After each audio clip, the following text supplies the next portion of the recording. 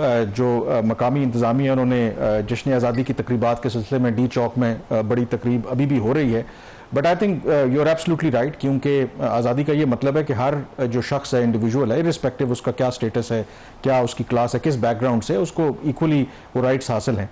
जो आपने शुरू में भी बात की थी ना कि जो हम कलेक्टिवली खुद भी रिस्पॉन्सिबल हैं, और एक चीज़ अगर आप देखें कि आपको सड़कों पर जिस तरह की हुल्लड़बाजी नज़र आ रही है, यंग लड़के बाइक्स पे और सब कुछ करके, उसकी जिम्मेदार भी मैं स्टेट को समझता हूँ। कैसे ये वही यंग लोग हैं जो एसेट्स हो सकते थे अगर आपने तालीम के ऊपर खर्च किया होता, अगर ये एजुकेटेड होते, सही स्कूल में जाते, आपका तालीम का निज़ाम ठीक होता, तो शायद ये सिविल होते। प्रॉब्लम यही है। थोड़ा सा डिसएग्री करता हूँ, ये सिर्फ बच्चों की बात नहीं है, यंगस्टर्स की बात नहीं है।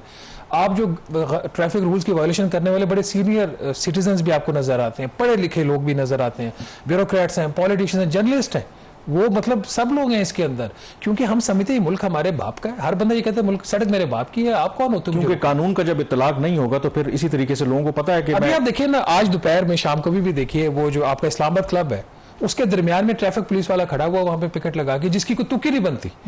अगर आपने लोगों को निकले हुए सड़क के ऊपर, उसको आप तकलीफ दे रहे हैं। वो जो कल आप खुद फंसे रहे हैं ट्रैफिक में 6 घंटे या जितना भी आपको टाइम है, किस वजह से? 3.5 घंटे। मतलब अगर यही चीज एक डिसिप्लिन से हो रही होती, जश्न दुनिया में होते, हमने भी देखे हैं।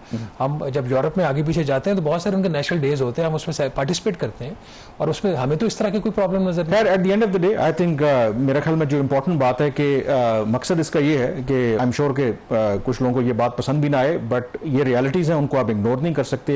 पाकिस्तान में बिल्कुल पोटेंशियल मौजूद है आगे बढ़ने का, but I think we need the right strategy and right approach.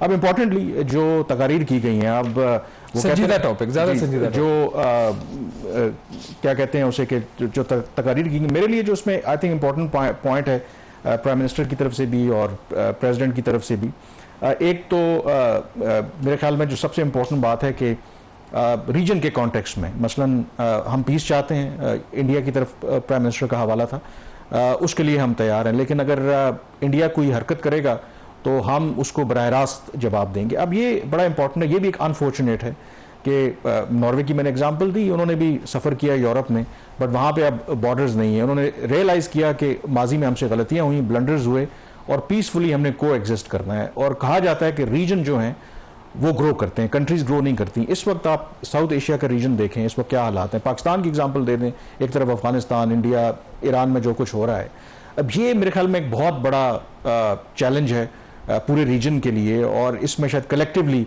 कोई फैसले करना होंगे। तो पाकिस्तान की तरफ से तो एक पॉजिटिव मैसेज जरूर आया, बट मोर इम्पॉर्टेंटली इंडिया के कॉन्टेक्स्ट में बात करें, हमारे ताल्लुकात की नौयत अब इस कदर इतने नीचे हम चले गए हैं कि माजी में बावजूद तल्ख ताल्लुकात के, जब भी पाकिस्तान का यौम आज़ादी था या इंडिया का यौम आज़ादी, तो दोनों तरफ से स्टेट लेवल के ऊपर एक्सचेंज होती थी ग्रीटिंग्स।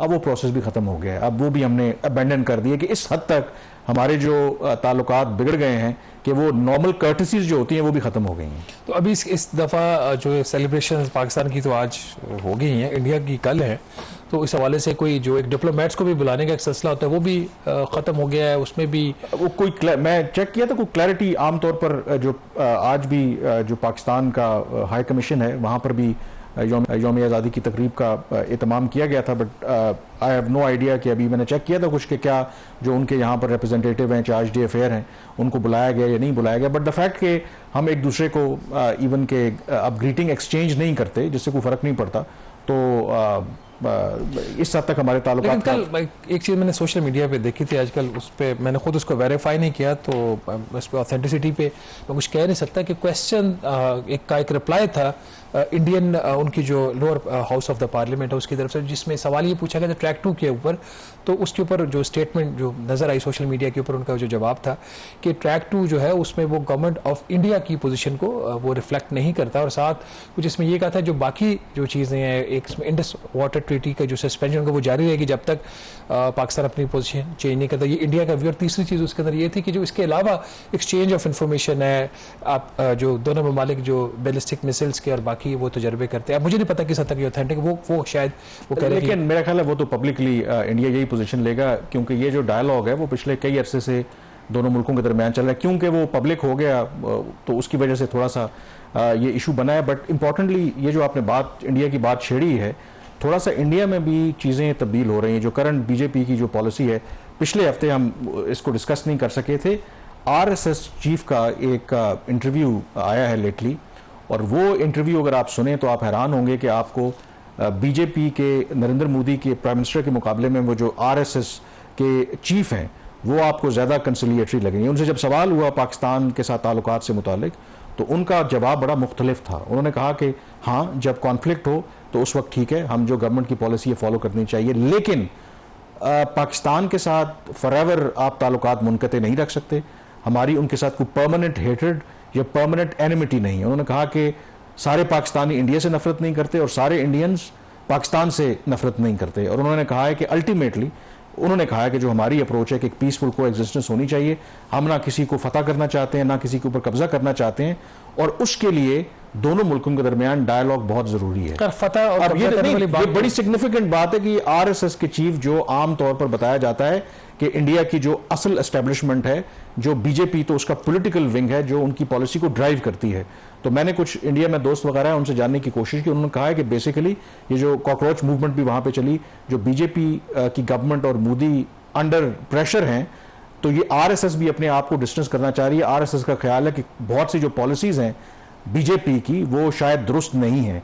तो वो जो अगर on the face of it अगर आरएसएस चीफ की बात को मान लिया जाए, that is a very positive thing. उन्होंने इससे लिंक नहीं किया कि talk and so called terror can not go together. उन्होंने कहा कि ठीक है, जब जंग हो रही है ठीक है, उस वक्त तो बातचीत नहीं हो सकती, लेकिन जैसे ही जंग खत्म हुई आपको नॉर्मल जो एक प्रोसेस है एंगेजमेंट का, people to people contact, trade, ये सारा रीओपन करना चाहिए, which is I believe very significant. कल पैरिस ने भी ये बात की ना कि हम अमन चाहते हैं लेकिन इसको हमारी कमजोरी ना समझा जाए, और लेकिन उसके साथ उन्होंने ये भी बात की कि पानी जो है वो हमारी रेड लाइन, और अफगानिस्तान के ऊपर भी उन्होंने जो पाकिस्तान की पोजीशन थी उसको रिट्रेट किया है। अमेरिकन सदर का भी शुक्रिया उन्होंने अदा कि वो हर स्पीच लाइव थी, उनके लोगों ने वो सुनी और देखी।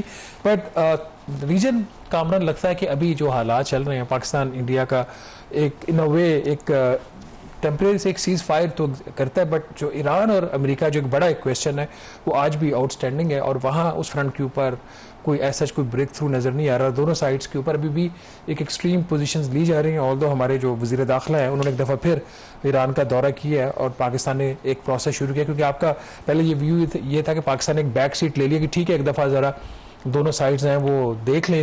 जी, पाकिस्तान ने मेरे ख्याल में तब इंटरवीन किया जब ईरान और अमेरिका ने 13 दिन तक एक दूसरे के खिलाफ एक्सचेंज ऑफ मिसाइल्स और ड्रोन्स किए, और उसके बाद बिल्कुल वज़ीर दाखिला मोहसिन नकवी इस हफ्ते तेहरान गए, और इंपॉर्टेंटली बताया जा रहा है कि पाकिस्तान की सियासी और अस्करी क़यादत की तरफ से अहम पैगाम ईरान की क़यादत के लिए। उस पैगाम में क्या है, दफ्तर खारजा कहता है कि हम इस बारे में नहीं बता सकते, लेकिन सिफारती ज़राए का यही कहना है कि पाकिस्तान की कोशिश है कि किसी तरीके से दोनों मुल्कों के दरमियान जो बातचीत का दोबारा आगाज़ हो और इस्लामाबाद MOU को बहाल किया जा सके। क्या इसमें कामयाबी मिलेगी? बज़ाहिर ईरान और अमेरिका ने हालिया अगर आप उनके बयानात देखें तो अपने मौक़िफ़ पहले से मज़ीद सख्त कर दिए हैं, तो इसलिए बहुत से माहिरीन का ख्याल है कि इमीडिएट ब्रेक थ्रू का यहाँ पर कोई इम्कान नहीं है। यहाँ पर ब्रेक लेंगे, ब्रेक के बाद डिस्कशन करेंगे पाकिस्तान की मईशत के हवाले से।